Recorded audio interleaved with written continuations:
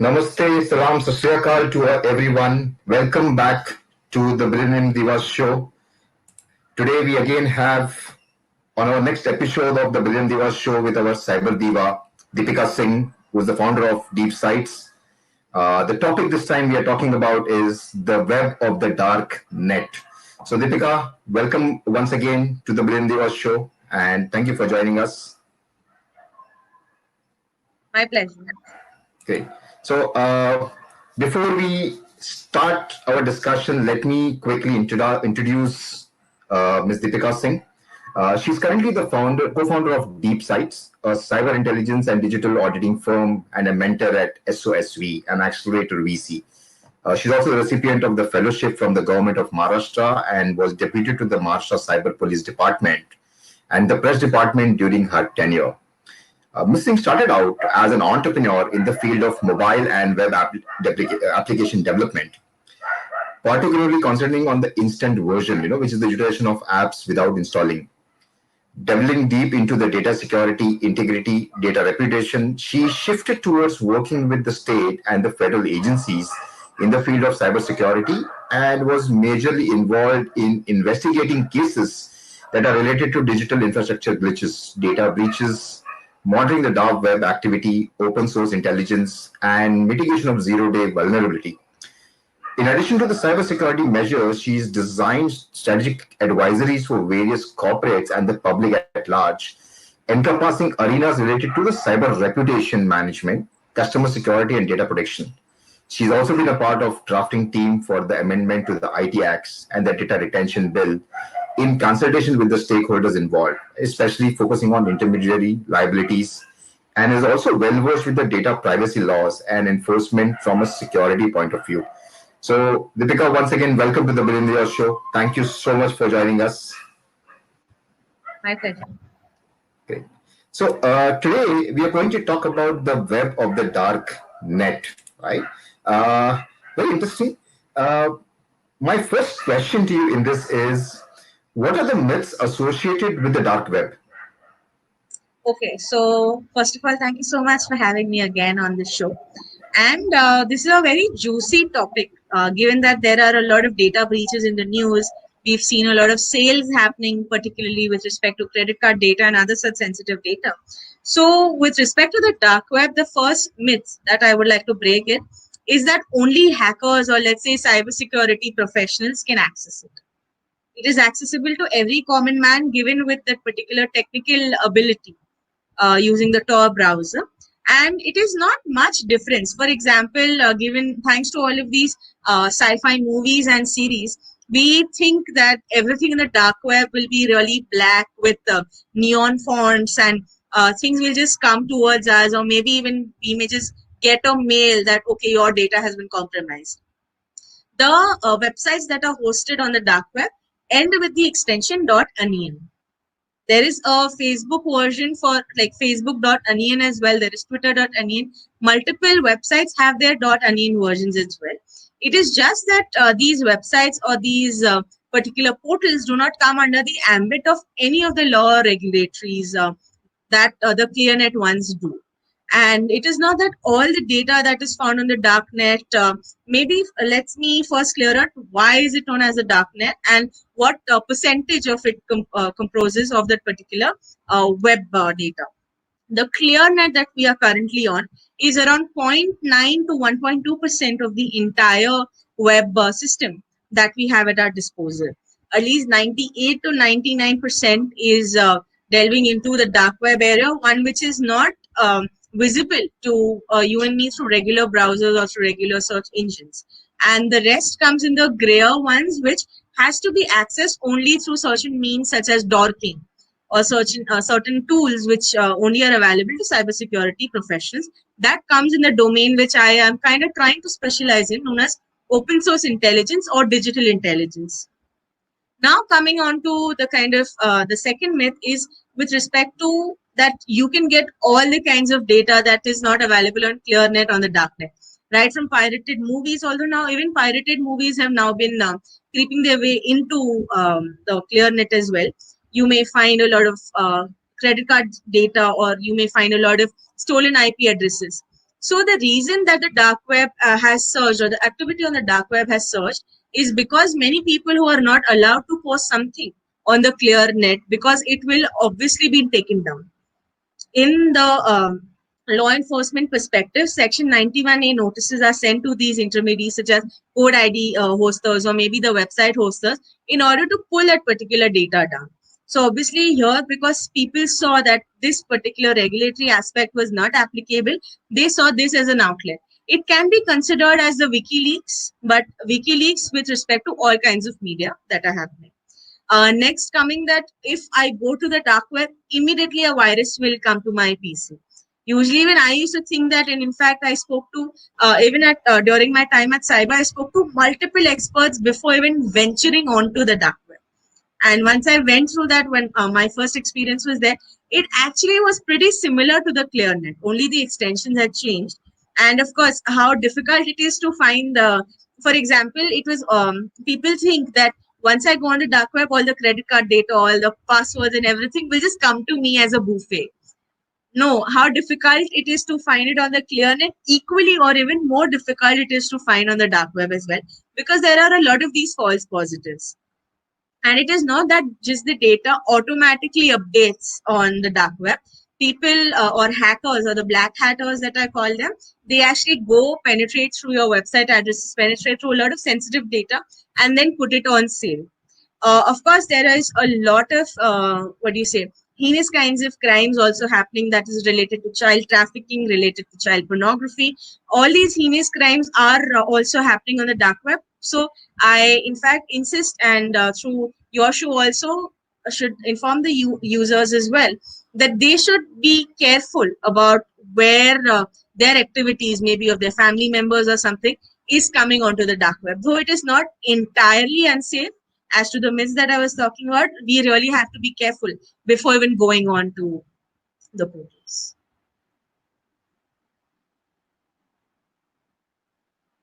Your mic is muted.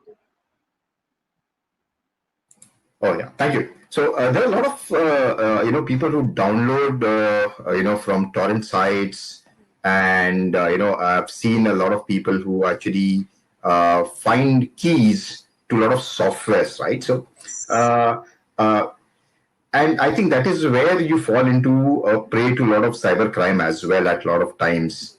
Absolutely. So with this recent data breaches in the public domain that is happening, right? My question is, what are the steps one must ensure to prevent this from happening? Sure. So my answer would be twofold. First, for the individual, and second, for the organizations that are classified into startups and well-versed companies as well.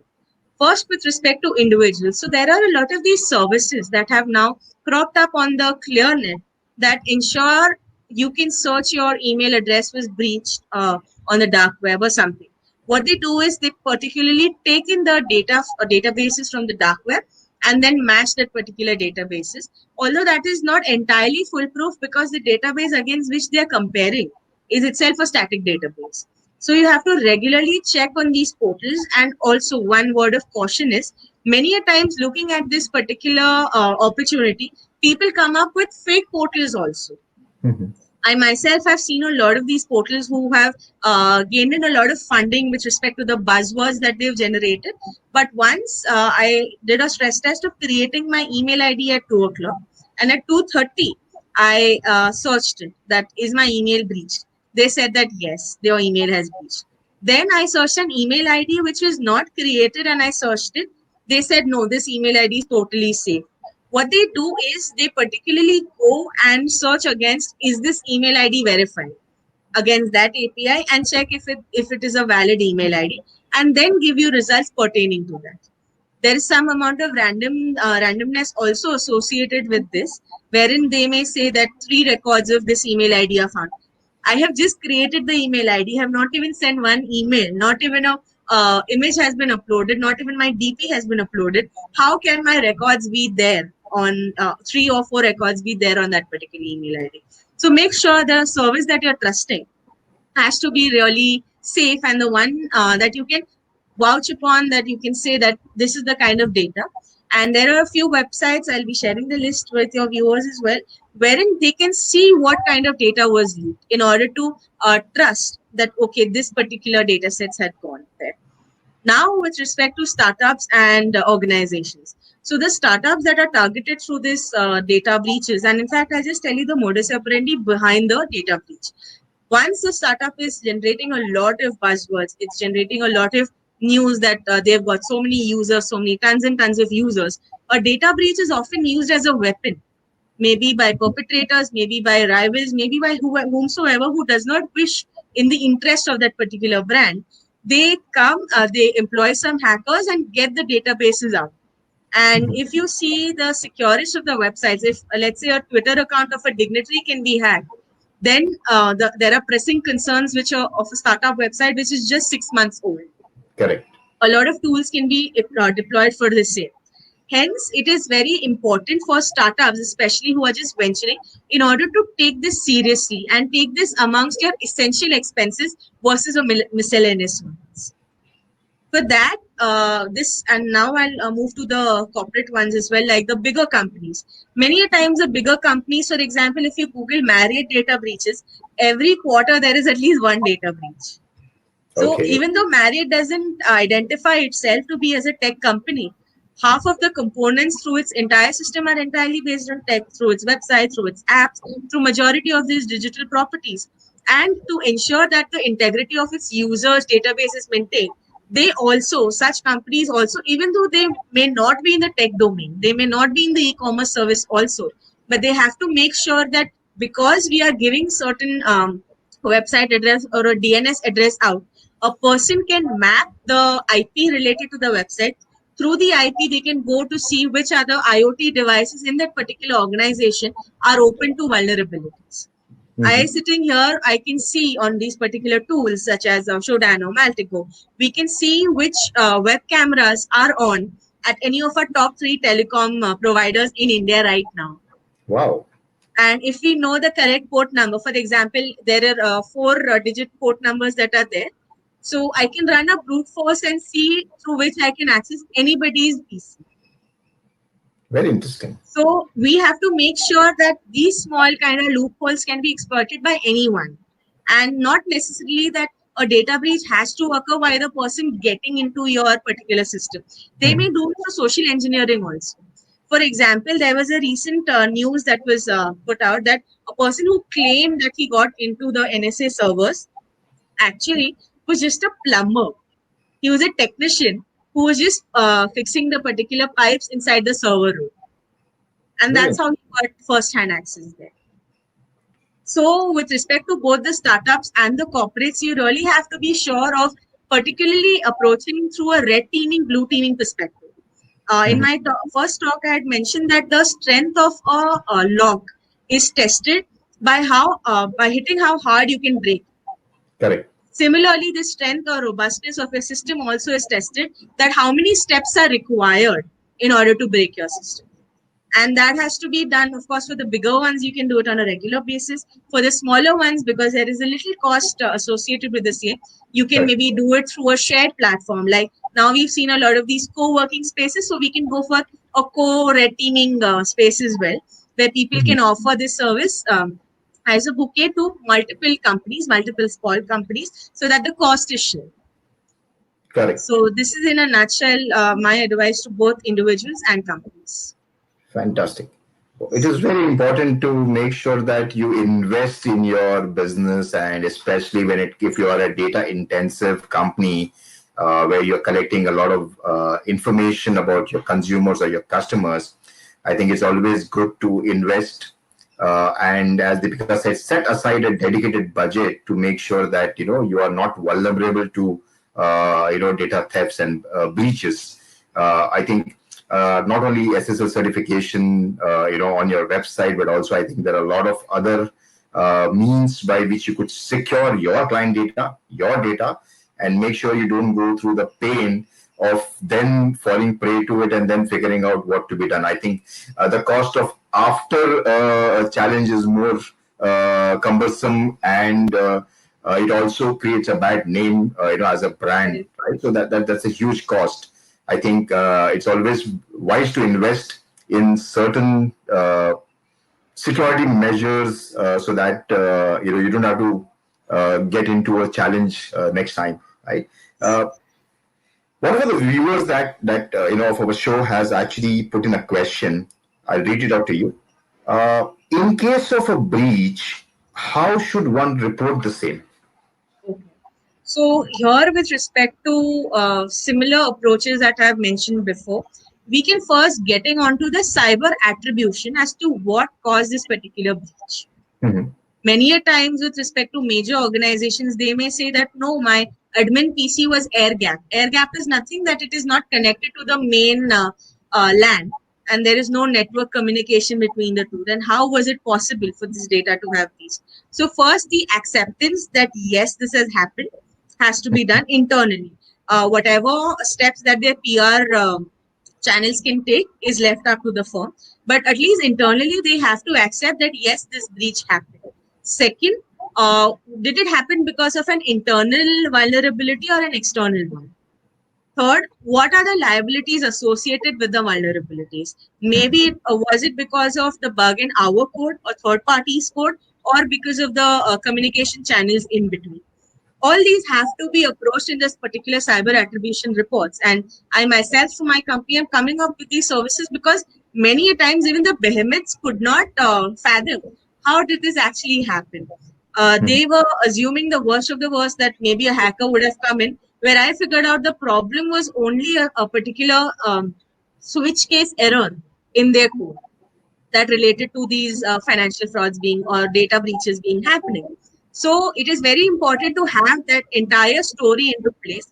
Then only will you be able to fix those loopholes. Okay. Once that is done, if suppose the data is of great value, then undermine the efforts or the actual financial investment that has gone to create or generate that kind of data.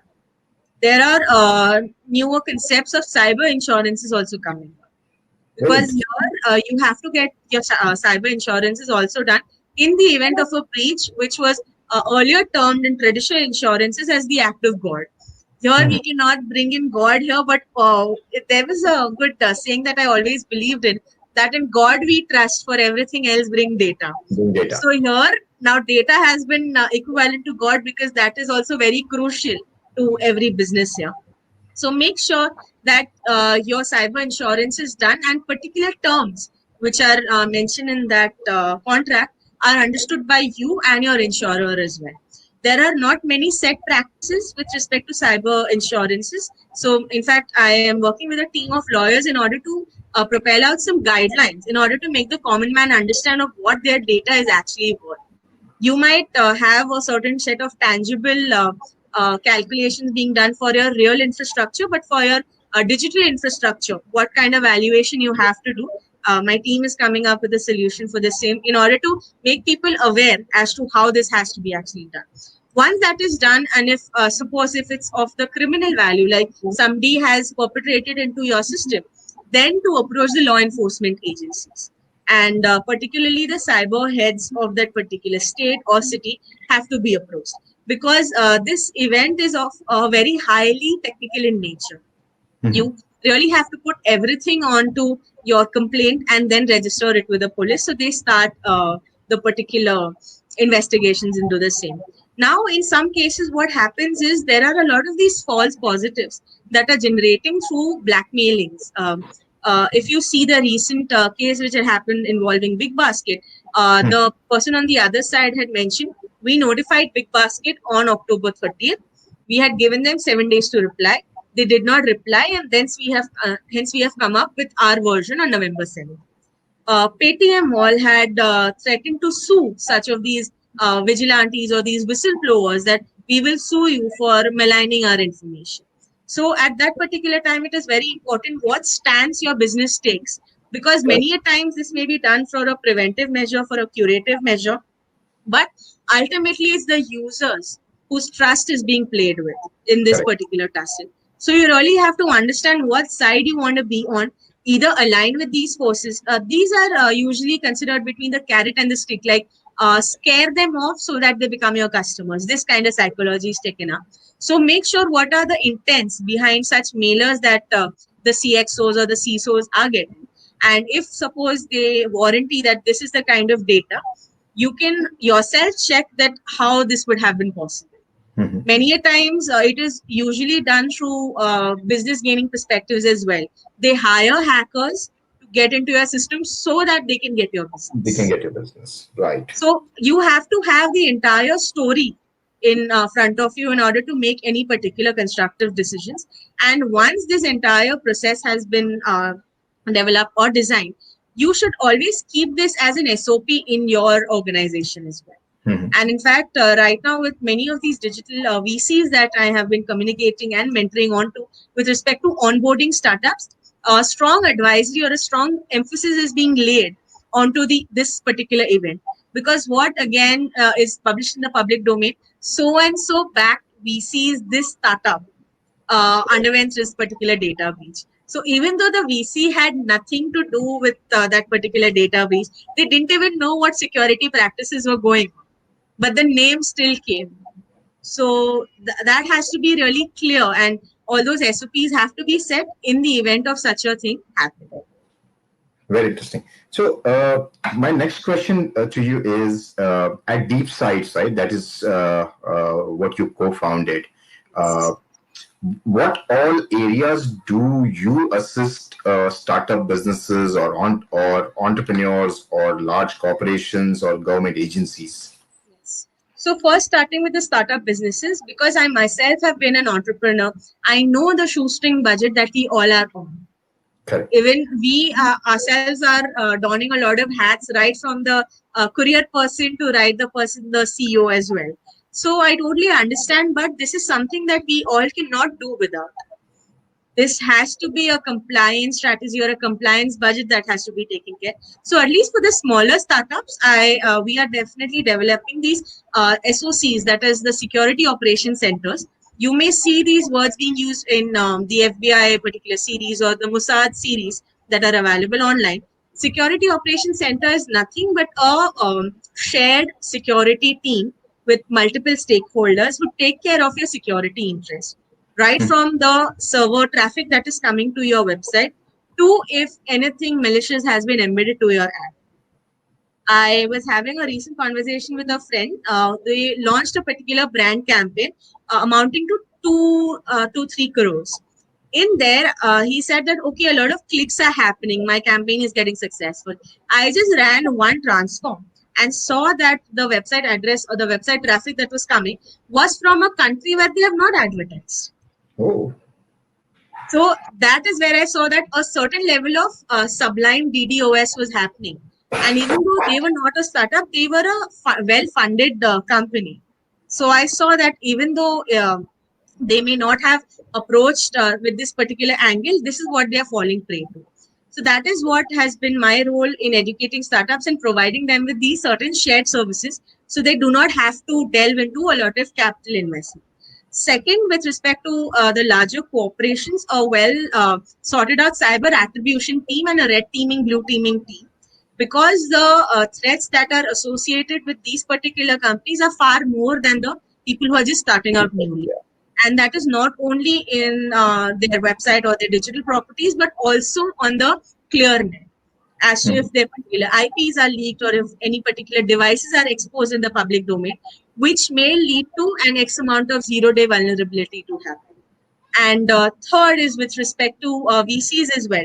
Many a times the deal structures that they are happening is stored on their servers, or sensitive communication is also stored. And because they say that no, we are not a tech person, no VC would identify themselves as a tech firm, Correct. and therefore the requirement of a CISO does not come in. So there is where we help the VCs with not only evaluating their susceptibilities to the cyber threats, but also their portfolio startups, Hmm. so Very that both of them are safe and both of them are actually aware of what is going on. In fact, it is very easier through the VC because already the multiple startups are there so that the cost can be shared. correct. Correct. And this is a part of the tech due diligence that you would recommend them Yes, as well, right? That one of the certainly, areas certainly. should be the security measures that are already put into place and how vulnerable can you be to certain cyber attacks and so on and so forth. Very true. And in fact, even if we come it down to a very dumb level, of a very primitive level, we need not go into necessarily the technical aspects. We may also go into the social engineering aspects. If one Mhm. person is masquerading as an employee of this particular company or this particular fund and trying to defraud people through that particular profile, that also comes under a social engineering aspect of cyber threats. Wow. So this is a wholesome or holistic approach that I'm taking here. That will not only limiting yourselves, because there are a lot of the Kaspersky's in the world, a lot of the McAfee's in the world who are keeping a system safe. Nobody is keeping our ecosystem safe. Ecosystem safe. So that is where I step in. And of course, in the unfortunate event of a breach happening, then the attribution report is personally prepared by me, even though the volume might increase, but I'll make sure that that particular attention is given so that none of the particular nuances are left out, irrespective of the level of the cyber attack being had. Very interesting. Very, very interesting. Uh, my next question to you, Deepika, is for individuals who don't have access to the dark web, how do they be alerted if their data is being auctioned off on the dark web? So, with respect to individuals, I had already covered a little bit of the answers with to check on these services, and I'll share a comprehensive list with your user bases. I myself am delivering and seeing that which of the ones actually work. Once that is done, I'll share the list with you. Second, with respect to the companies, so the companies have to be opening up that particular channel of communication, let's say a bug bounty program or something, where at least the white hackers who actually mean well for the company approach them and say that this is where it is going wrong. If you see, there are a lot of these lists where hackers or white hat hackers, they actually don that with pride. I am on X particular rank on the Microsoft Bug Bounty program or the Apple Bug Bounty program. Because once your particular company or your product goes on to scale, it becomes really difficult to ensure that all the patches are safe. So you Correct. really have to rely on such sentinels in order to make this happen. And the actual tools to make sure that these particular events are not happening are really few in this particular area that I'm talking about. But I myself am developing a proprietary product. One would be on the premium model for my clients. One would be on a free model where people can come, search, and at least be alerted. That'll be more of like an aggregator in order to have many services like Go IVBO for dark web investigations. This is what I'm planning on to. Very nice. Very nice. Uh, as what I understand is dark web and its challenges, though it has been there for a long time, right? And there are areas which you as an entrepreneur or as a startup or as a business needs to be aware about, right? Uh, could you pass on one message to our viewers on what you think is the best way to make sure that you don't fall to prey to such malicious practices? Sure. So, as I mentioned, nothing appears automatically on the dark web. There has to be one person who is collecting multiple amounts of data in order to your particular data breaches being happened. So, for that, as I was mentioning in my first talk, as to keeping multiple email IDs for multiple kind of uses. For my main email ID will of course be for the critical aspects. One email ID for the social ones. Another email ID for registering on these websites where I'm never going to go again. So these are the different kinds of email IDs or profiles that one should maintain. And as a user, I can use multiple apps like a Gmail, like an AOL, like a Yahoo to create such digital avatars of mine, and they are under my control.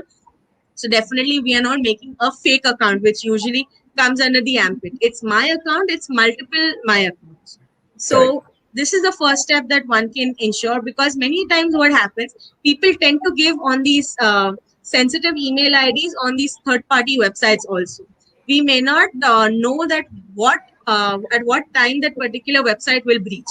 They will not come and tell you that, oh my god, I'm so sorry, my Correct. data was breached. In fact, a few days before, I got a mail from Liquid as to their data breach is happening because of a vulnerability in GoDaddy.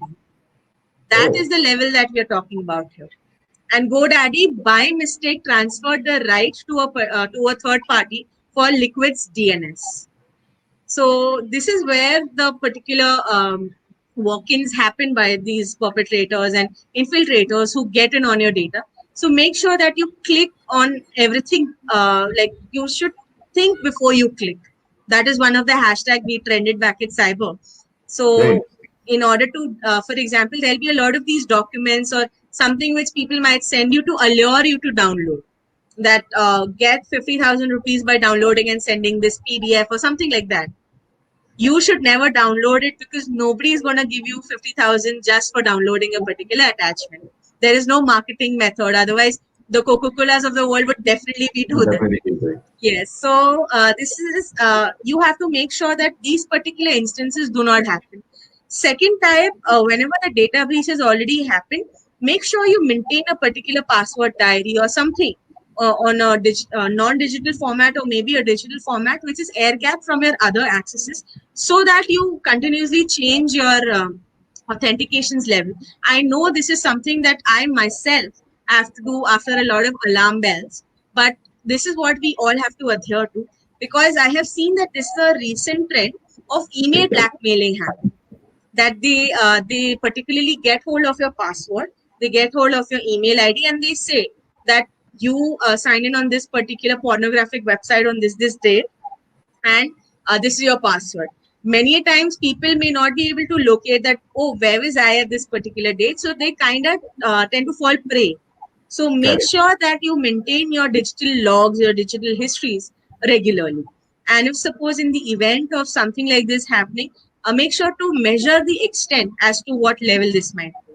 And particularly for parents is what I'm talking about. You should take care where and what your children are actually browsing, because they innocuously may go on to some particular website just to gain in 100 coins for their games, but that may actually pollute your device. It may compromise their data as well, and that is where the entire game begins for these perpetrators. So this is the Fantastic. entire process that we all have to be really assured of. Amazing. So, thank you so much, Deepika. I think My I'm pleasure. very happy that I have made sure that I have put all my passwords. And I keep Okay. changing it every 3 months at least. Great, great, great. To make sure that you don't fall into pay. I think these are good practices. And it becomes a habit, right? When you keep Yes. doing it over the period of time, Hmm. I think it becomes a great habit. And it also helps you to make sure that don't fall to prey as well. Hmm. As well. Uh, I like the hashtag that you mentioned, right? So it is think before you click. I think Hmm. it's a wonderful thing. We all need to keep in mind, this thing. So to all my viewers of Billion Divas show, make sure you think before you click. Thank you so much, Deepika, for this. I think it's a wonderful insight that we have been able to garner around the dark web. It has been a very enlightening session personally for me as well, and I'm sure all our listeners of the India show would also enjoy this session, learn from it, and not only learn but also make sure you implement within your organization, within your own individuals. Make sure that you also not only create awareness outside but within the house as well, right? So I think it's a great information for all of us. Thank you so much once again, Deepika, for joining us and sharing your experience, your insights. And on behalf of all of us at Billion Divas, we wish Deep Sites all the very best.